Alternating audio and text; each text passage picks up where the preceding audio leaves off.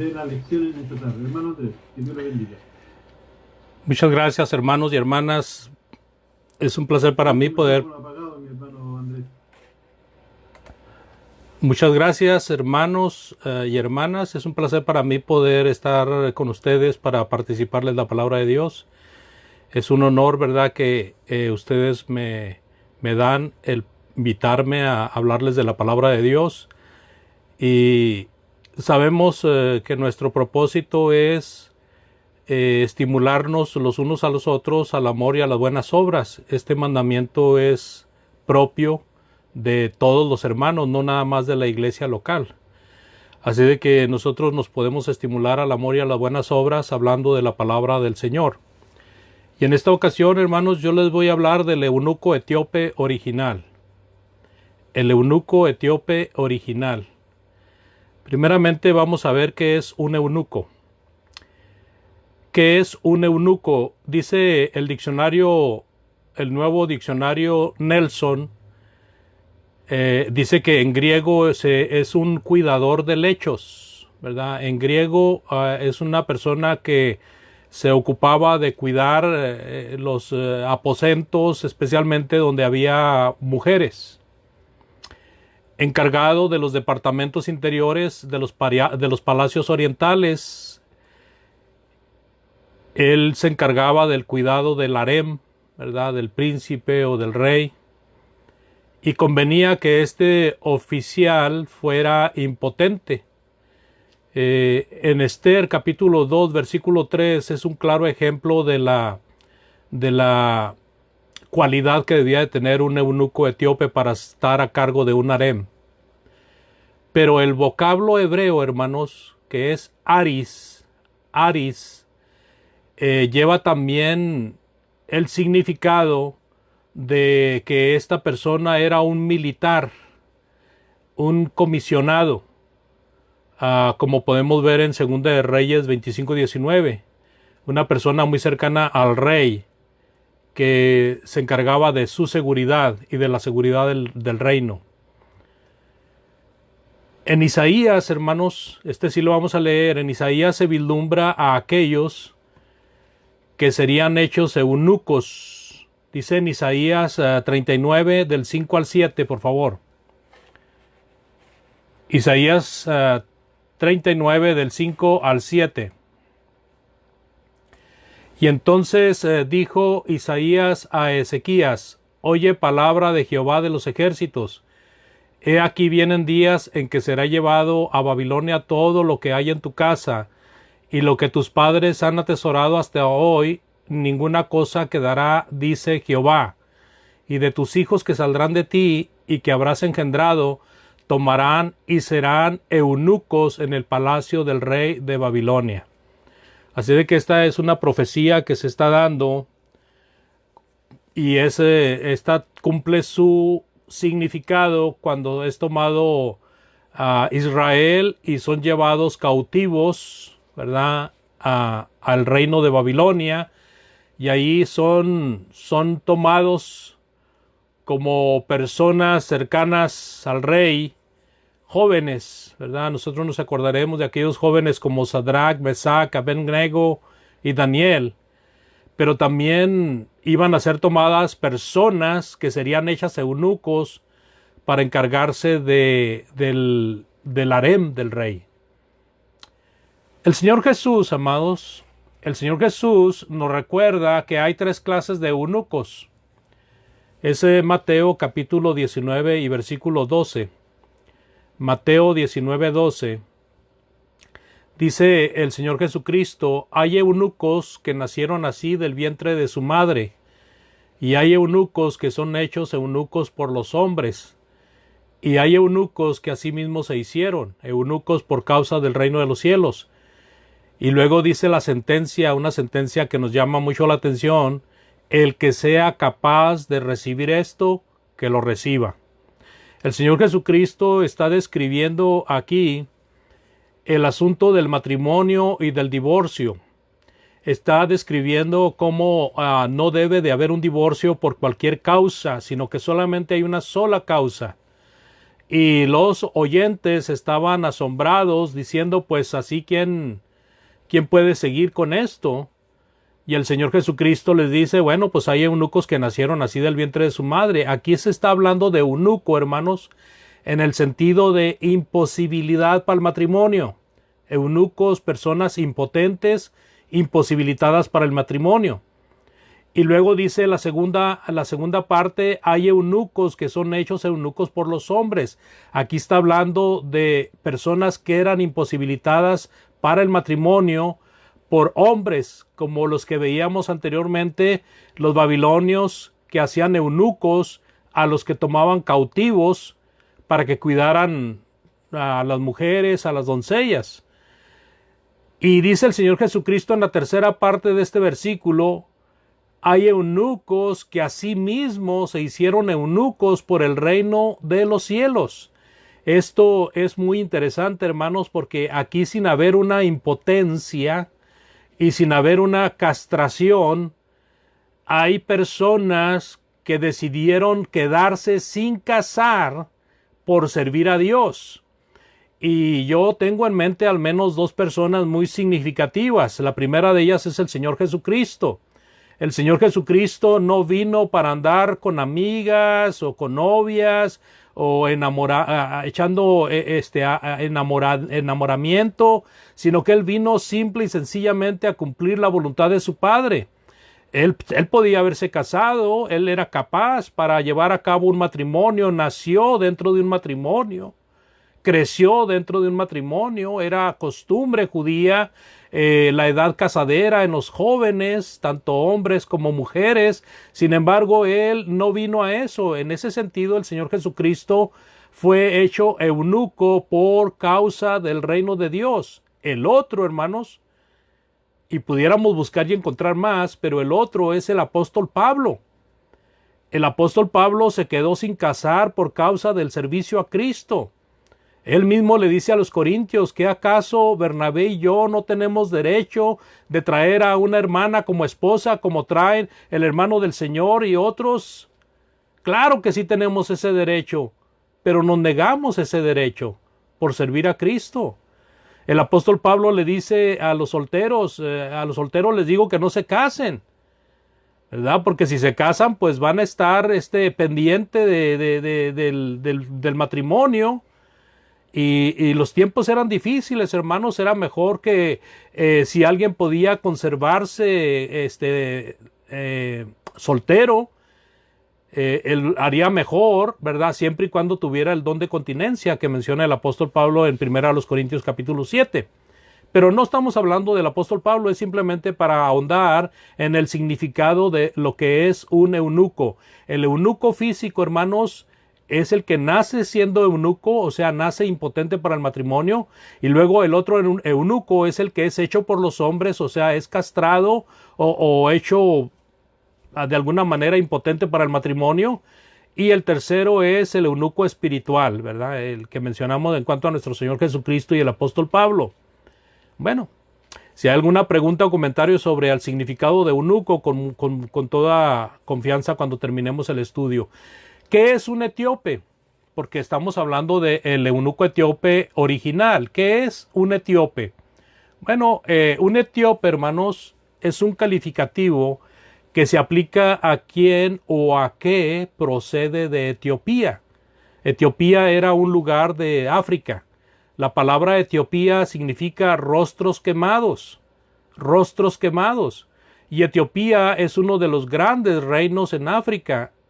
En la época del Antiguo Testamento, este reino estaba situado al sur de Egipto, sobre el río Nilo, en las cataratas de Ciene, y lo limitaban por el este el Mar Rojo y tal vez el Océano Índico, al sur las regiones del Nilo azul y blanco al oeste, y luego estaba Libia, los desiertos. En la Biblia se le llama también como Cus. A Etiopía se le llama Cus. Y toda esta información está en el nuevo diccionario, bíblico Nelson.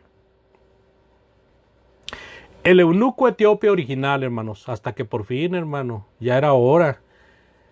Jeremías 38 del 7 al 10, por favor. Jeremías 38 del 7 al 10. Ahí está el eunuco original, hermanos. Jeremías 38 del 7 al 10. Dice ahí la palabra de Dios. Jeremías 38 del 7 al 10.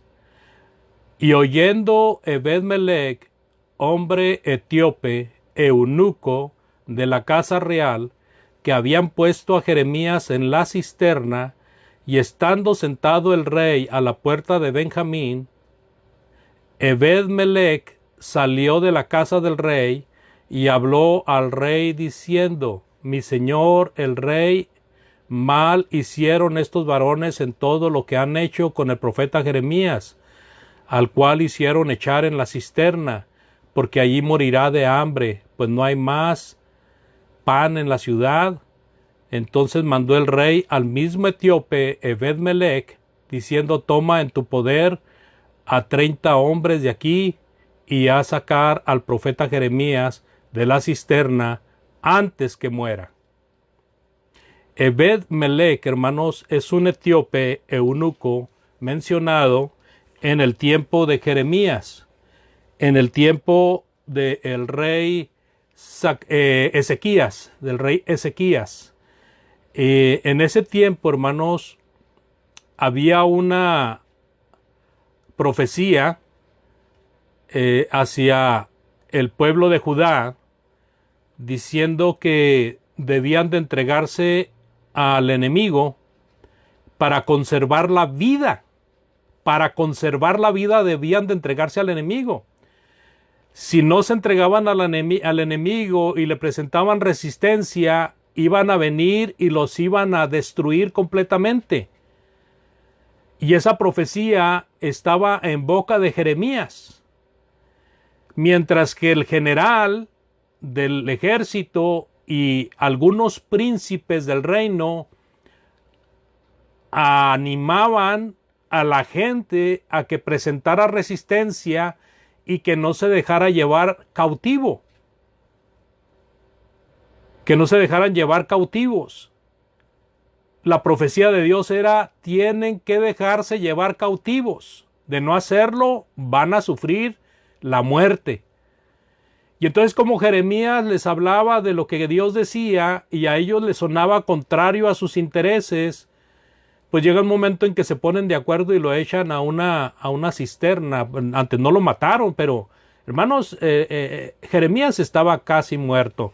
Ahorita vamos a hablar más específicamente del caso de Jeremías. Déjeme le digo esto, por favor, de Ebed-melech. John MacArthur, un comentarista, hermanos, de la Biblia, dice de Ebed-melech: un etíope o gentil extranjero que decidió actuar con denuedo y prontitud para liberar a Jeremías de su propio pueblo, que procuraba acabar con su vida.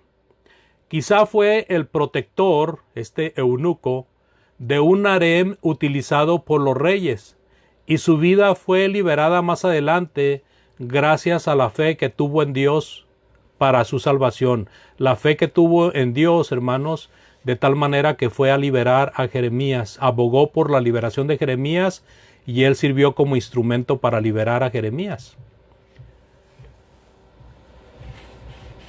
Vamos a ver entonces ahora la historia completa. En Jeremías capítulo 38, versículos del 1 al 13, por favor. Jeremías 38, del 1 al 13, dice: oyeron Cefatías, hijo de Matán, Gedalías, hijo de Pasur, Jucal, hijo de Selemías, y Pasur, hijo de Malquías, las palabras que Jeremías hablaba a todo el pueblo diciendo. Fíjense lo que decía Jeremías: así ha dicho Jehová, el que se quedare en esta ciudad morirá a espada, o de hambre, o de pestilencia, mas el que se pasara a los caldeos vivirá, pues su vida le será por botín y vivirá. Así ha dicho Jehová: de cierto será entregada esta ciudad en las manos del ejército del rey de Babilonia, y la tomará. Y dijeron los príncipes, fíjese lo que dijeron los príncipes del rey: muera ahora este hombre, porque de esta manera hace desmayar las manos de los hombres de guerra que han quedado en esta ciudad, y las manos de todo el pueblo, hablándoles tales palabras, porque este hombre no busca la paz de este pueblo, sino el mal. Y dijo el rey Sedequías, fíjese lo que dijo el rey Sedequías: he aquí que él está en vuestras manos, pues el rey nada puede hacer contra vosotros. Ahí el rey Sedequías está dando permiso para que hagan lo que quieran con Jeremías. Entonces tomaron ellos a Jeremías y lo hicieron echar en la cisterna de Malquías, hijo de Amalec, que estaba en el patio de la cárcel, y metieron a Jeremías con sogas, y en la cisterna no había agua sino cieno, y se hundió Jeremías en el cieno, y oyendo Ebed-melech, hombre etíope eunuco de la casa real, que habían puesto a Jeremías en la cisterna, y estando sentado el rey a la puerta de Benjamín, Ebed-melech salió de la casa del rey y habló al rey diciendo: mi señor, el rey, mal hicieron estos varones en todo lo que han hecho con el profeta Jeremías, al cual hicieron echar en la cisterna, porque allí morirá de hambre, pues no hay pan en toda la ciudad.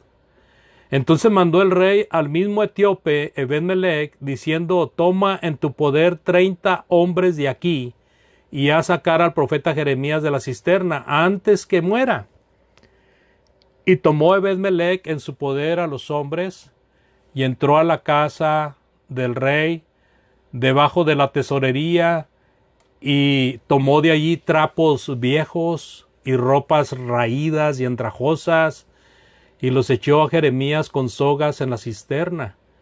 Y dijo el etíope Ebed-melech a Jeremías: pon esto ahora, estos trapos viejos y ropas raídas y andrajosas, bajo los sobacos, debajo de la soga. Y lo hizo así Jeremías, y de este modo sacaron a Jeremías con sogas, y lo subieron de la cisterna, y quedó Jeremías en el patio de la cárcel. Hermanos, me da escalofríos esta historia. Tremenda, hermanos. Sufrimiento de Jeremías por causa de estos príncipes que fueron a convencer al rey de que debían de acallarlo. Y el rey aceptó: hagan lo que quieran con él. Aunque también vemos ahora al rey, ¿verdad?, aceptando que Ebed-melech vaya y lo saque. Es tremenda esta historia, hermanos. Me imagino a Jeremías dentro del pozo. Fíjense, vamos a leer un poquito de lo que dice Jeremías, de lo que estaba él sufriendo. Allá en Lamentaciones 3, del 52 al 59, por favor, el sufrimiento de Jeremías en el pozo. Lamentaciones 3, del 52 al 59. Fíjese lo que dice Jeremías, este profeta conocido como el profeta llorón, y que escribió este libro de Lamentaciones, que se llama Lamentaciones, pues por su mismo significado, ¿verdad? Es un lamento. 3, 52 al 59. Mis enemigos me dieron caza como ave, sin haber por qué. Ataron mi vida en cisterna. Pusieron piedra sobre mí. Aguas cubrieron mi cabeza. Yo dije: muerto, muerto soy. Invoqué tu nombre, oh Jehová, desde la cárcel profunda. Oíste mi voz. No escondas tu oído al clamor de mis suspiros. Te acercaste. El día que te invoqué, dijiste: no temas. Abogaste, Señor, la causa de mi alma. Redimiste mi vida. Tú has visto, oh Jehová, mi agravio. Defiende mi causa. Wow. Hermanos, el sufrimiento de Jeremías sin duda era grandísimo. Gracias a Dios, ¿verdad? Por eso es bueno ser conscientes de lo que es decir gracias a Dios. Gracias a Dios que usó a este Ebed-melech. Si no, la muerte de Jeremías hubiera sido dolorosa. estaba en el pozo, hundido en el cieno. Imagino que cuando lo bajaron con aquellas sogas ásperas, posiblemente lastimaron sus sobacos, posiblemente lastimaron sus sobacos. En los sobacos tenemos una piel muy tierna, una carne muy tierna. Imagínense la forma en que tratarían a Jeremías al echarlo ahí en la cisterna, porque lo bajaron con una soga y el cieno le cubría casi completamente, hermanos. Ebed-Melech va con el rey. ¿Qué valor de este hombre, hermanos? Porque era un esclavo, hermanos, era un esclavo. Él consigue el objetivo y pronto lleva a Jeremías las buenas noticias, ¿verdad? Imagínense el alivio de Jeremías al oír la voz de Ebed-Melech que lo iba a sacar del pozo, hermanos. Imagínense ustedes el alivio de este hombre. Ebed-Melech, una persona dispuesta, ¿verdad? Como el rescatador de Jeremías, el que lo iba a sacar de la muerte. Y habla con Jeremías y es muy tierno, hermanos, lo que nosotros podemos leer en el versículo 12 de Jeremías 38. Dice: y dijo el etíope Ebed-Melech a Jeremías: pon ahora estos trapos viejos y ropas raídas y andrajosas bajo los sobacos, debajo de las sogas. Y lo hizo así Jeremías. Matthew Henry, hermanos, otro comentarista de la Biblia, menciona con especial cuidado acerca de este asunto. Dice Matthew Henry: se relata con especial detalle la gran ternura y la habilidad con la que obró el etíope al proveer a Jeremías de ropas para que se las pusiese debajo de los sobacos, de forma que no le lastimasen los brazos al ser sacado de la cisterna con las cuerdas o sogas que le echaron. Quizás tenía los sobacos desollados, heridos, raspados por las sogas con que había sido bajado a la cisterna.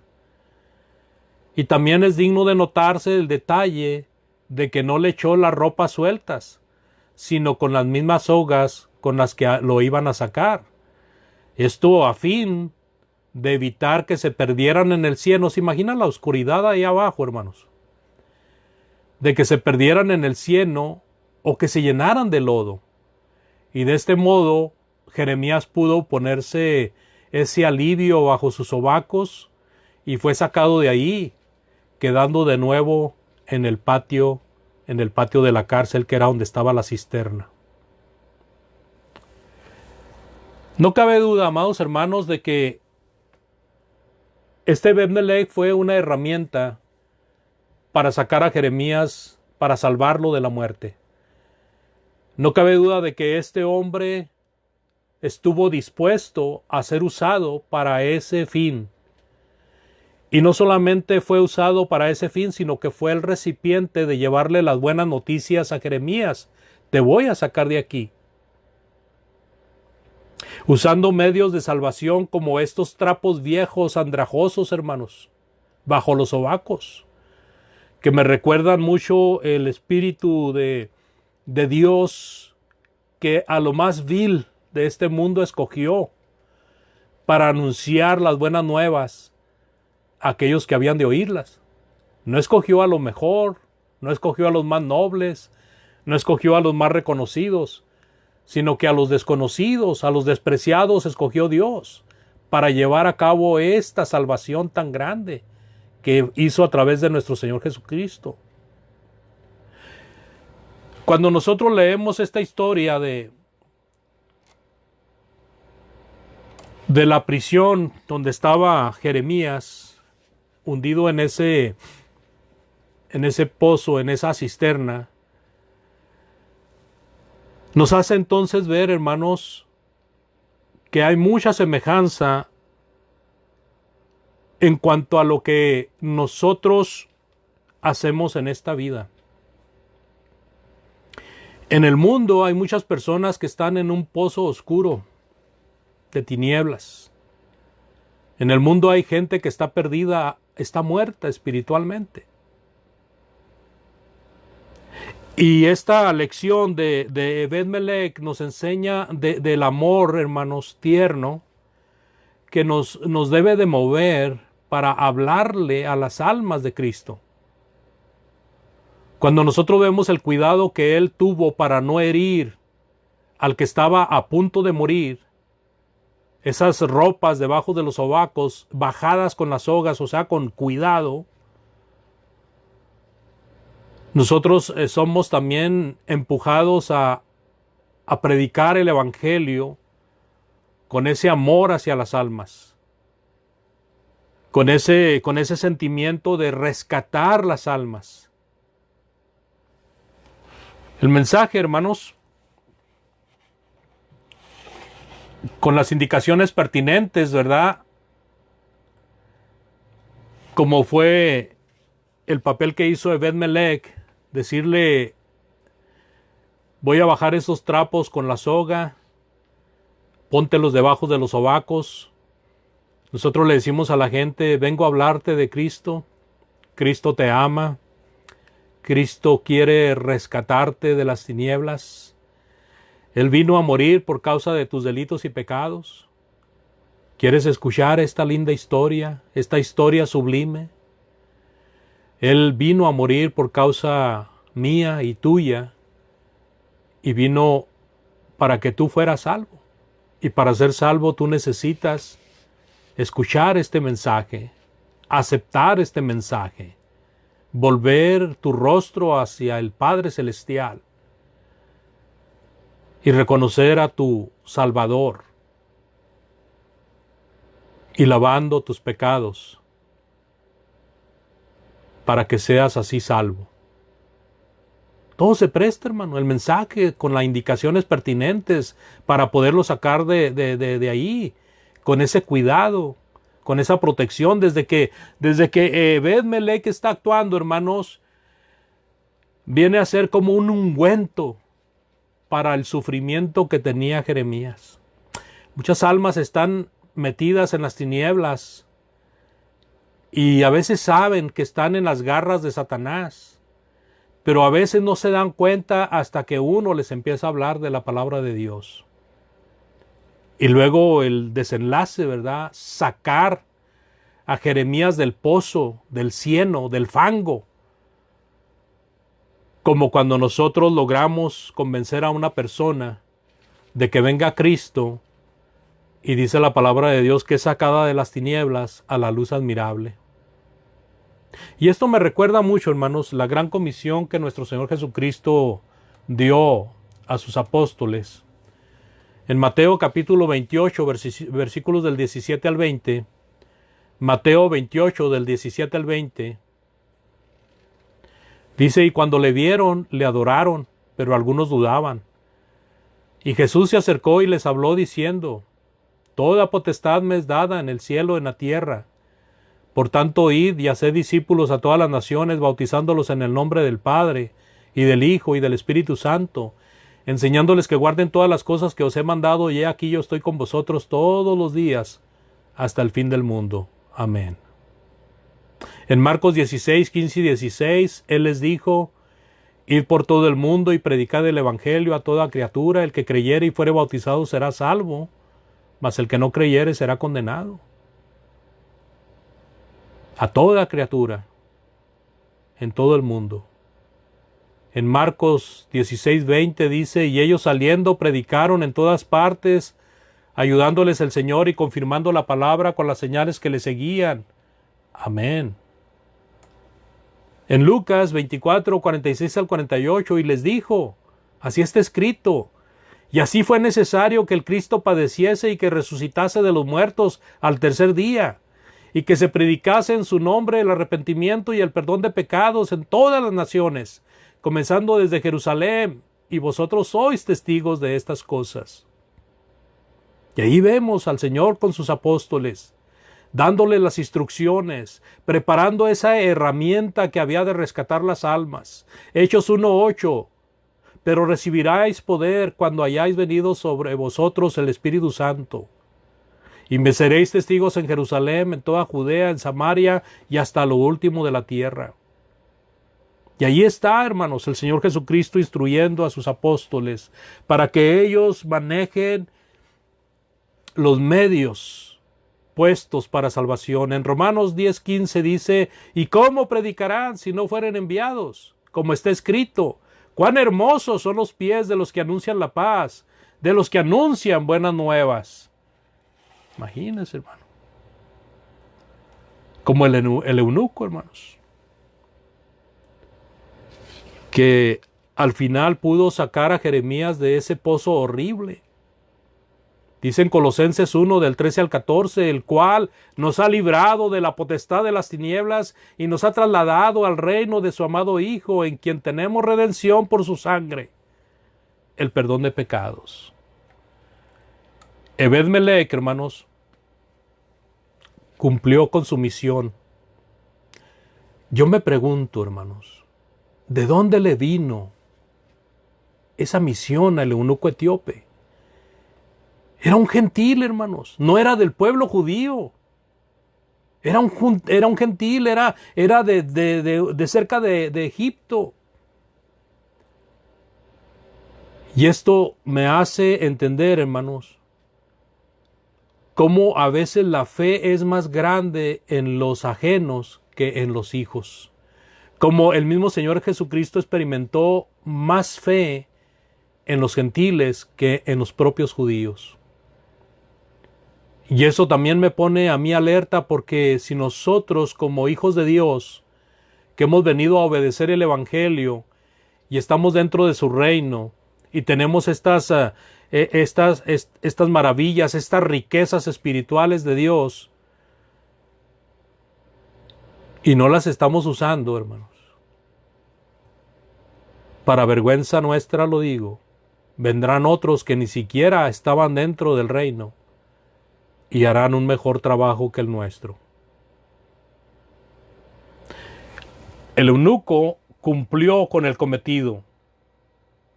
Los apóstoles, hermanos, los apóstoles cumplieron con su cometido. Colosenses 1:23 dice, si en verdad, Colosenses 1:23, si en verdad permanecéis fundados y firmes en la fe, y sin moveros de la esperanza del evangelio que habéis oído, el cual se predica en toda la creación que está debajo del cielo, del cual yo, Pablo, fui hecho ministro.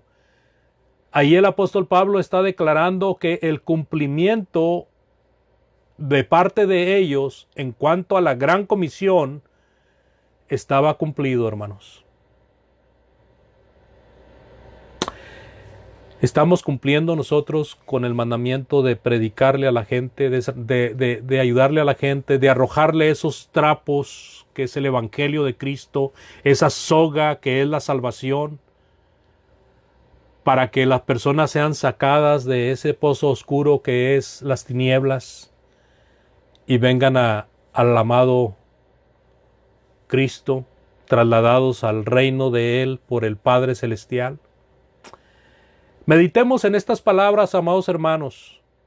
Y usted, amado amigo que está escuchando o que va a escuchar este mensaje, medite también en estas palabras. Vea cómo Dios siempre está obrando a favor de que usted sea rescatado de las tinieblas a la luz admirable de Cristo. Jeremías era un hombre de Dios.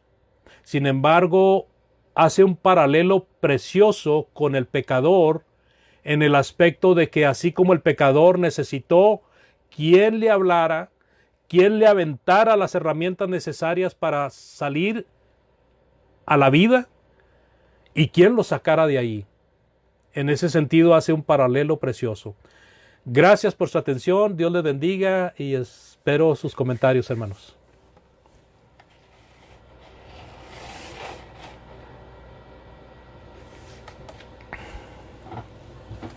Muchas gracias, hermano Andrés, por esta hermosa lección que nos presentó en esta noche.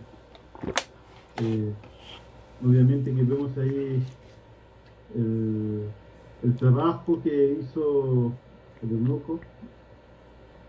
Hay muchos eunucos y obviamente que acá encontramos un hombre también muy temeroso, un hombre que ayudó al profeta a salvar su vida.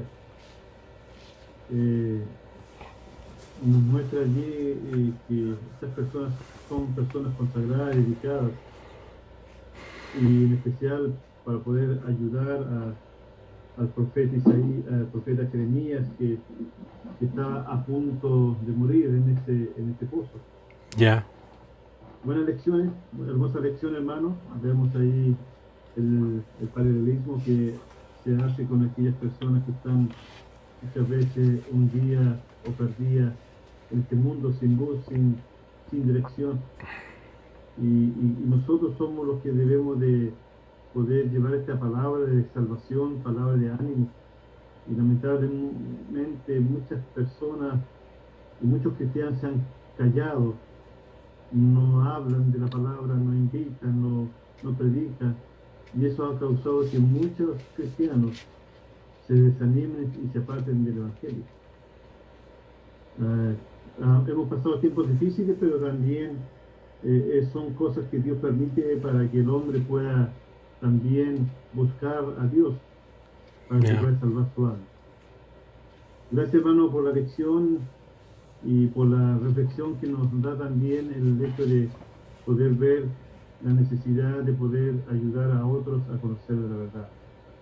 Vamos a dejar espacio a los hermanos para que puedan comentar, preguntar, si tienen alguna duda o quieren comentar algo, pueden abrir su micrófono y pueden hacer la pregunta al hermano Andrés. ¿Sí, hermano Edwin? Hola, buenas noches a todos. Hola. Linda. Tengo una pregunta, no sé si es una pregunta o un aporte que puedo hacer. Yo creo que no debemos criticarnos tanto los cristianos, sino creo que deberíamos pensar más positivamente en cuanto al mensaje que predicamos, porque muchas veces escuchamos muchos predicadores que hablan y como que el cristiano es responsable de aquellas personas que no obedecen el Evangelio. Y porque el cristiano no predica, es responsable porque los demás no se convierten. Y eso no es cierto. O me da la impresión a mí, o es una percepción que yo noto. En la clase pasada también escuché de que la iglesia del Señor está en decadencia. Eso no es cierto tampoco. A mí no me parece eso. Yo creo que, hermanos, lo que tenemos que hacer es predicar y confiar en Dios, y el Señor va a hacer el trabajo en los corazones de las personas. El Señor va a hacer todo. Nosotros tenemos solamente invitar y predicar con fe, no dudando con lo que decimos, sino sembrando. Sembrar, sembrar y sembrar.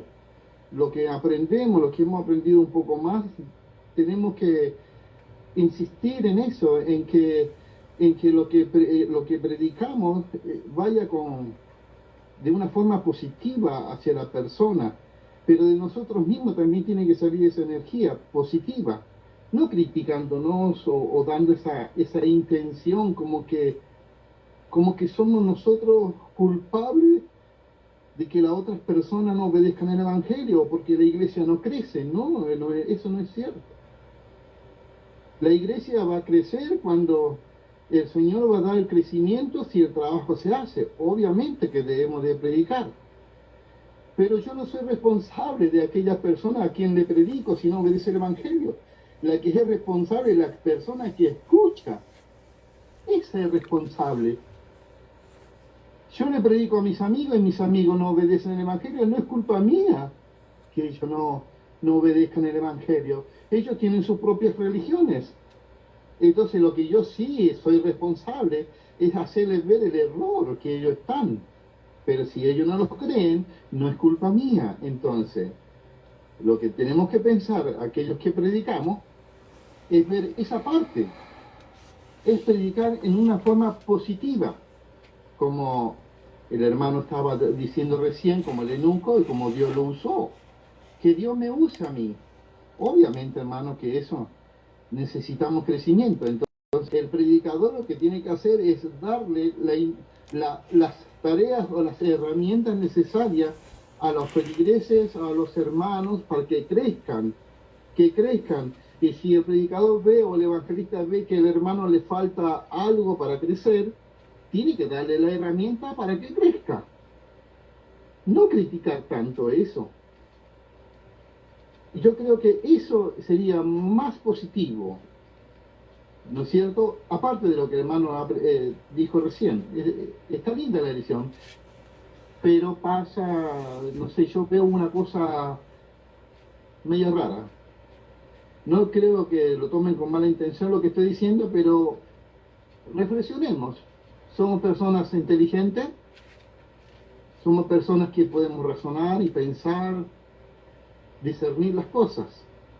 Porque entonces aquel hermano que no tiene ningún hermano o no asistan a la iglesia, bueno, se va a sentir menos cabado porque a lo mejor, bueno, va a decir, bueno, no estoy haciendo bien las cosas. Pero a veces no es así. Eso nomás quería decir, hermano. Vale, gracias, hermano Edwin. Hermano Andrés. Sí, hermano, en una ocasión también predicando acerca de la asistencia, la persona que se sintió aludida en la lección fue la persona que más asistía. Aquí estamos viendo un cuadro, hermano, donde Jeremías fue castigado por sus propios paisanos, por su propia gente. En el tiempo del Señor Jesucristo, el Señor Jesucristo recibió más alegría por gentiles, en algunos casos, no en todos, que por los propios judíos. Recuerdo a aquella mujer sirofenicia que puso como ejemplo de fe para los discípulos. Recuerdo a aquel hombre griego que vino a pedirle que sanara a su siervo y que le dijo que solamente con que dijera la palabra bastaba.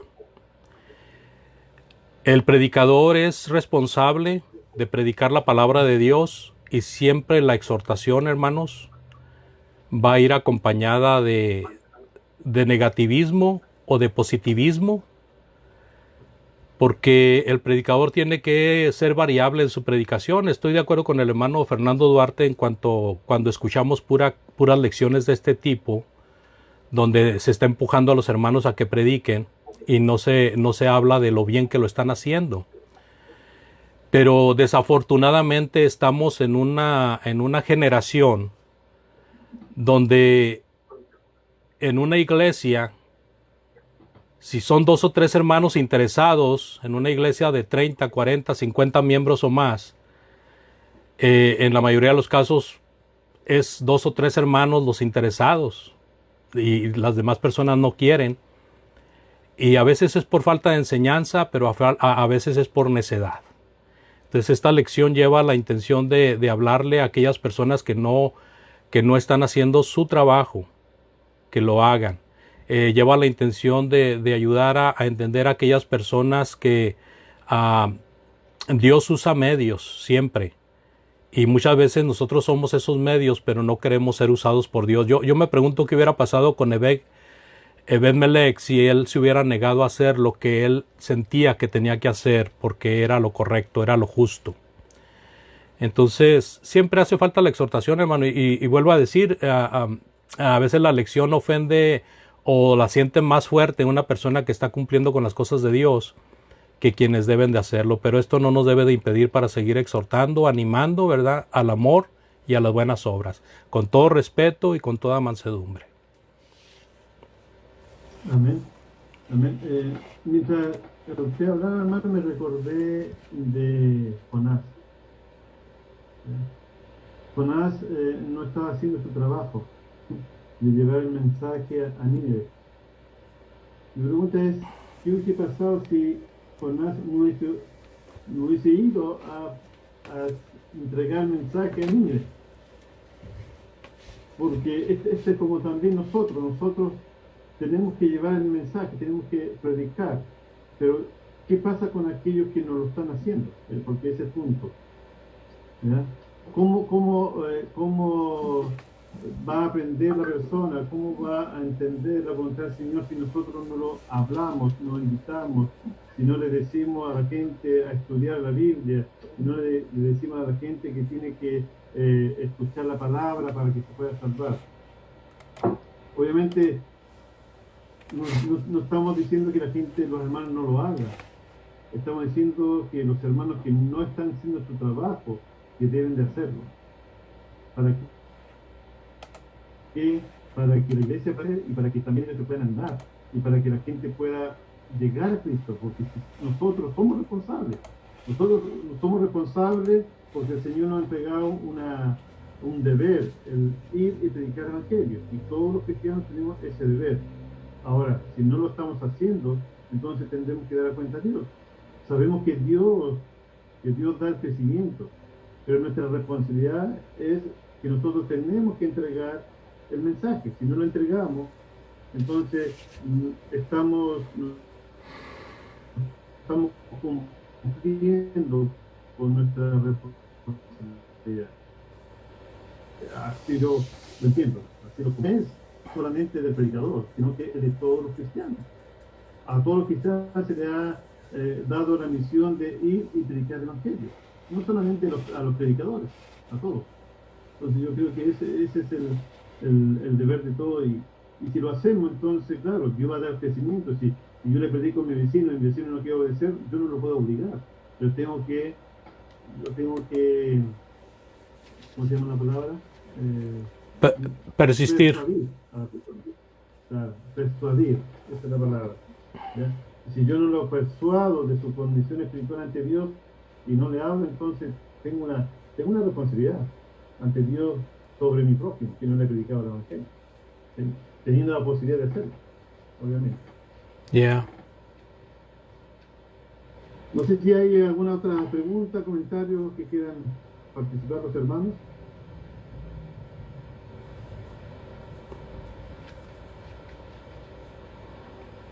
Bueno, si no hay más comentarios, más preguntas, vamos a orar a nuestro Dios. Vamos a agradecer por este momento que hemos tenido de poder escuchar esta noticia en esta oración, y nos despida de este estudio bíblico que hemos tenido esta noche. Hermano John, por favor. Por acá, mi hermano. ¿Me escucha bien? Sí, bien. Excelente. Los invito a orar. Padre eterno, Dios Todopoderoso, Señor de abundantes y grandes misericordias para todos los hombres, somos agradecidos porque usted nos ha permitido en este momento el habernos reunido para un buen propósito, como es escuchar de su sagrada palabra. Agradecer a nuestro hermano Andrés, con quien la ha expuesto en esta tarde-noche. Agradecer siempre a nuestro hermano su diligencia, su especial atención que tiene, y conocemos de su labor, de cómo él predica de la palabra de Dios a los hombres, y también a nosotros nos está instruyendo y edificando con vuestra palabra, amado Dios. Y en esta tarde,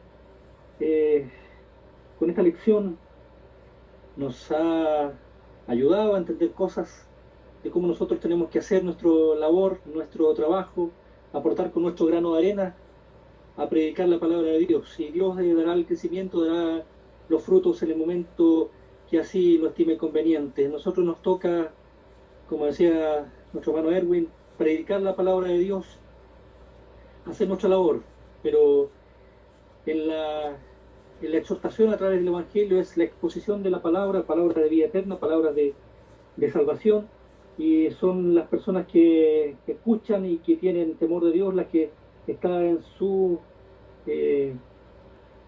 poder, el poder, valga la redundancia, de poder dar el paso de obediencia, Padre Celestial. Nosotros nos toca sembrar esta semilla y será en su debido tiempo que dará sus frutos, Padre bendito.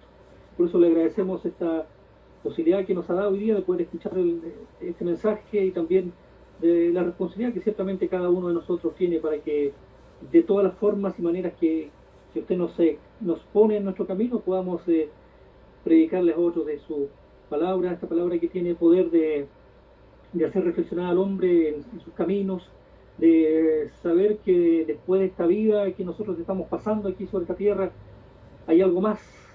No se acaba con la tumba nuestra existencia, sino que seguimos en el plano espiritual, y volvemos a decirle a todos los hombres que en Cristo Jesús se tiene la posibilidad de la vida eterna, la salvación, y a alguien que murió por todos los hombres, por mujeres, que sean obedientes, que tengan el temor sobre buscarle a usted, Padre eterno. Así que gracias por esta oportunidad, gracias a cada alma que se ha reunido esta tarde con este buen propósito. Bendiga nuestras vidas, que nos ayude cada día su Santo Espíritu a poder fortalecernos, a poder arreglar lo que estemos haciendo mal, corregir lo que esté deficiente en nuestras vidas, para poder presentarnos como un sacrificio agradable ante usted, Padre eterno.